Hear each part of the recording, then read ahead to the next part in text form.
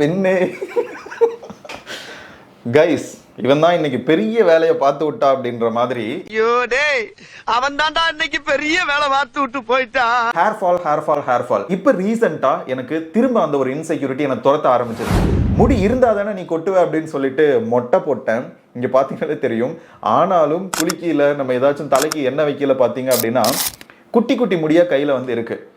Hair fall அப்படின்றது குட்டி முடியா இருந்தாலும், மொட்டை அடிச்சாலும், மொட்டை அடிக்கல அப்படின்னாலும் ஹேர் ஃபால் நடந்துகிட்டே தான் இருக்கும். நமக்கு கண்ணுக்கு தெரியாம நடக்கும் அப்படின்ற மாதிரி கூட எடுத்துக்கலாம். இந்த ஹேர் ஃபாலை எப்படியாச்சும் நம்ம ஓவர் கம் பண்ணணும் அப்படின்றதுக்காக நான் வந்து ஹாஸ்பிட்டல் போனேன். நிறைய பில்லு, நிறைய வந்து ஃபீஸ் அப்படின்ற மாதிரி நிறைய இருந்துச்சு. பட் அதை பத்தி ஒரு தொகுத்து ஒரு வீடியோவா உங்களுக்கு கொடுக்கலாம் அப்படின்றதுக்காகவும், அண்ட் இந்த ஹேர் ஃபால் ஏன் நடக்குது, என்னென்ன ஸ்டேஜஸ் இருக்கு, இந்த ஹேர் ஃபாலுக்கான ட்ரீட்மெண்ட் என்ன, ஹோம்லயே என்ன மாதிரியான ஃபுட்டு சாப்பிட்டோம் அப்படின்னா இந்த ஹேர் ஃபால்ல இருந்து வெளியில வர முடியும், முக்கியமா இந்த ஹேர் ஃபாலை ஆரம்ப காலகட்டத்தில் தடுக்கிறது எப்படி, இன்னும் நிறைய விஷயங்கள் இந்த வீடியோல நம்ம பார்க்க போறோம். இந்த ஒரு இன்செக்யூரிட்டி அப்படின்றது சின்ன வயசுல இருந்தே நம்ம எல்லாத்தையுமே துரத்திக்கிட்டே இருக்கும்.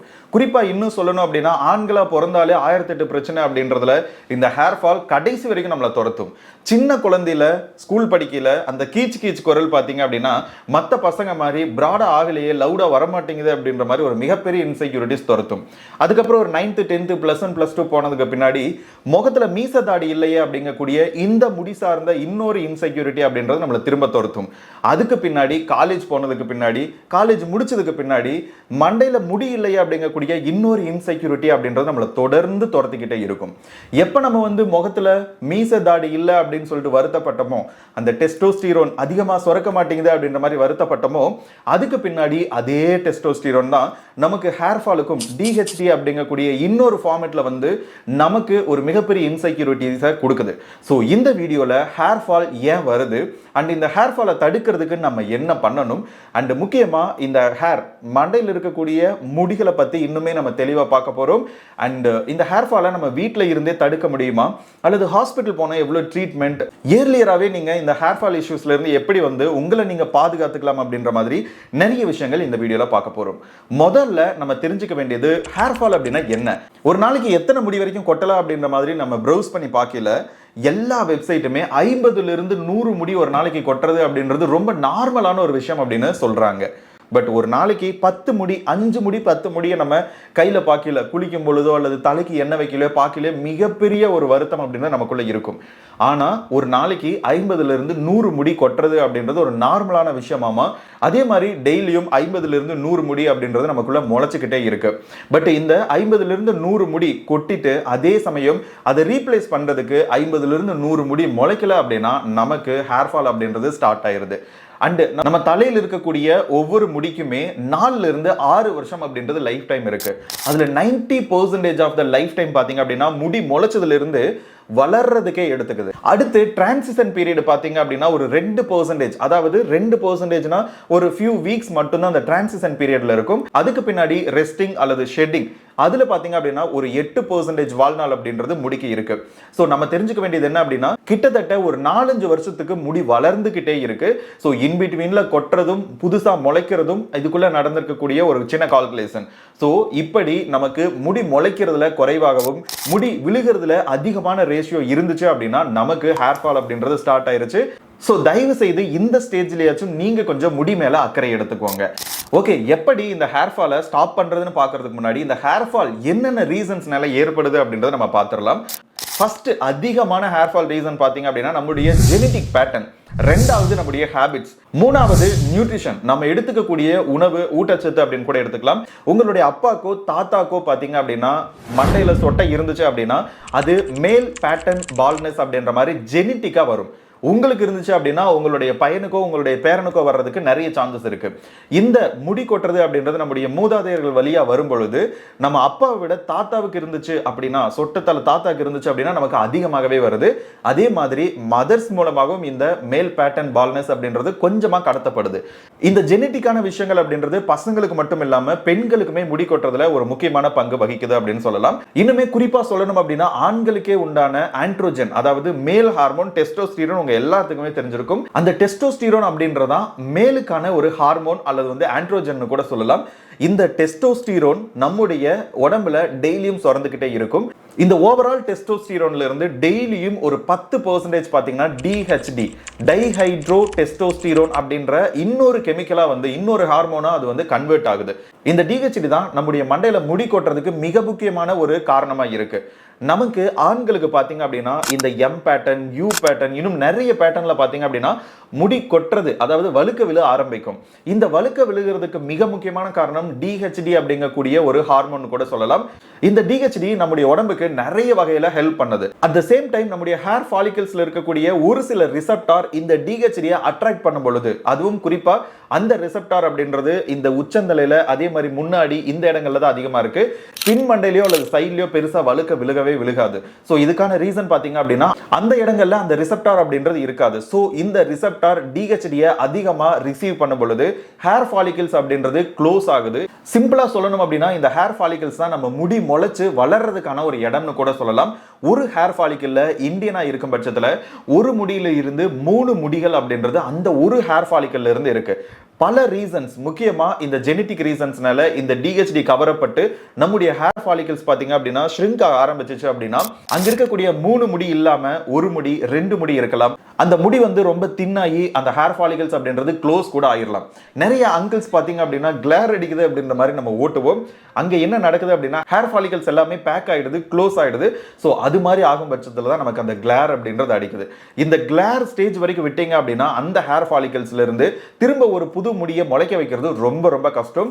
சோ உங்களுக்கு அந்த மேல் பேட்டர்ன் பால்னஸ், அதாவது சொட்டத்தலை விழுக ஆரம்பிக்குது அப்படின்னா முடிஞ்ச வரைக்கும் குயிக்கா நீங்க வந்து டாக்டர் போய் பாருங்க. 2019 இந்த கோவிட்க்கு முன்னாடி எனக்கு வந்து மேல் பேட்டர்ன் பால்னஸ் சொல்ல முடியாது, முடி கொட்டுறது கொஞ்சம் அதிகமாச்சு. ஹாஸ்பிட்டல் போனேன், மினாக்சிடில், ஃபினஸ்ட்ரைடின், இன்னும் நிறைய டேப்லெட்ஸ், மெடிகேஷன்ஸ் எல்லாமே எடுத்தேன். பட் எனக்கு பெருசா இம்ப்ரூவ் ஆச்சான்னு கேட்டா பெருசா எனக்கு ஆகல. அதுக்கு பின்னாடி போனா போகுது முடிதானே அப்படின்ற மாதிரி விட்டுட்டேன். திரும்ப அந்த ஒரு இன்செக்யூரிட்டி அப்படின்றது என்ன துரத்திக்கிட்டே இருந்துச்சு. முடி எல்லாம் முக்கியமா அப்படின்ட்டு இருந்த காலகட்டம் போய் இன்னைக்கு முடி ரொம்ப முக்கியம் அப்படின்னு உணர ஆரம்பிச்சதுக்கு பின்னாடி ட்ரீட்மெண்ட் போனேன். எனக்கு மேல் பேட்டர்ன் பால்னஸ் அப்படின்றது இல்ல, அல்லது ரொம்ப இப்பதான் ஸ்டார்ட் ஆகுது அப்படின்னு கூட சொல்லலாம். எனக்கு தாத்தாக்கு முடி இருந்துச்சா முடி இல்லையா அப்படின்ற அந்த ஹிஸ்டரி எனக்கு தெரியல. பட் கேட்ட வரைக்கும் இல்ல அப்படின்னு சொன்னாங்க. மேபி ஹேபிட்ஸ்னால அல்லது பொல்யூஷன்ஸ்னால, வாட்டர் சரியில்லாதனால, நியூட்ரிஷன் கம்மியா எடுத்துக்கிறதுனால கூட எனக்கு அதிகமான ஹேர் ஃபால் அப்படின்றது இருக்கலாம். பட் இருந்தாலும் டாக்டர் என்ன சொன்னாங்க அப்படின்னா இந்த ஹேர் லைன் பாத்தீங்க அப்படின்னா நல்லா இல்ல, குவாலிட்டியா இல்ல.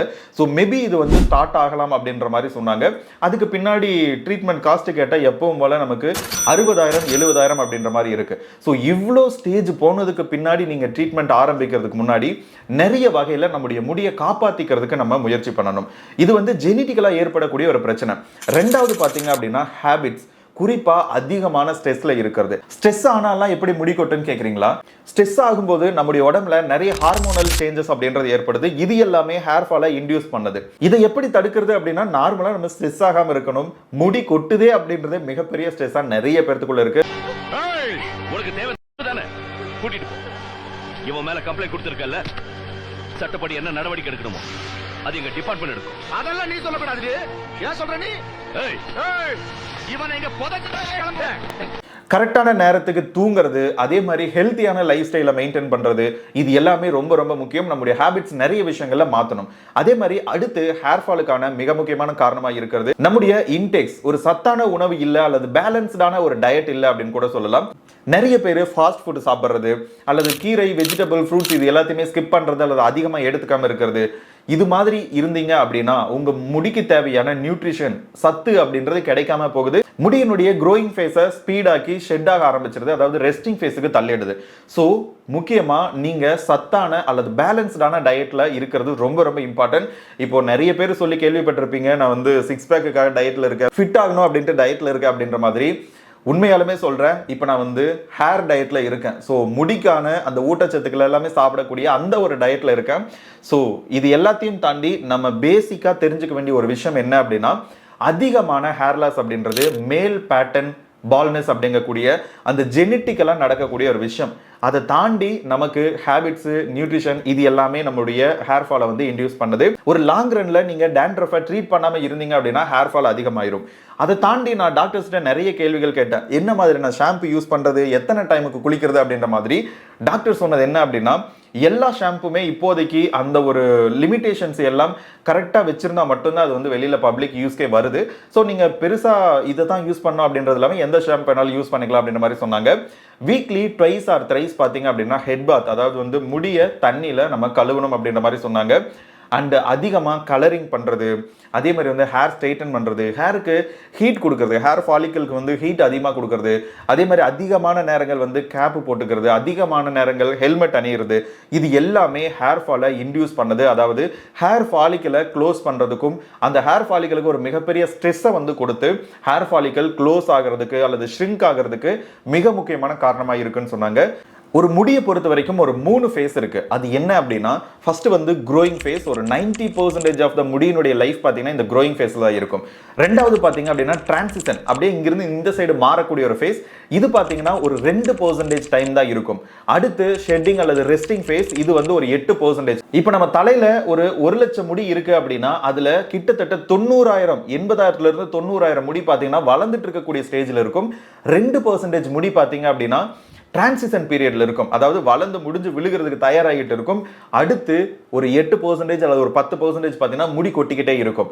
இந்த 8லிருந்து 10% முடிகள் அப்படின்றது ஒரு நாளைக்கு 50லிருந்து 100 முடி விழுகிறது. அதே மாதிரி ஒரு நாளைக்கு 50லிருந்து 100 முடி அப்படின்றது முளைக்கிறது.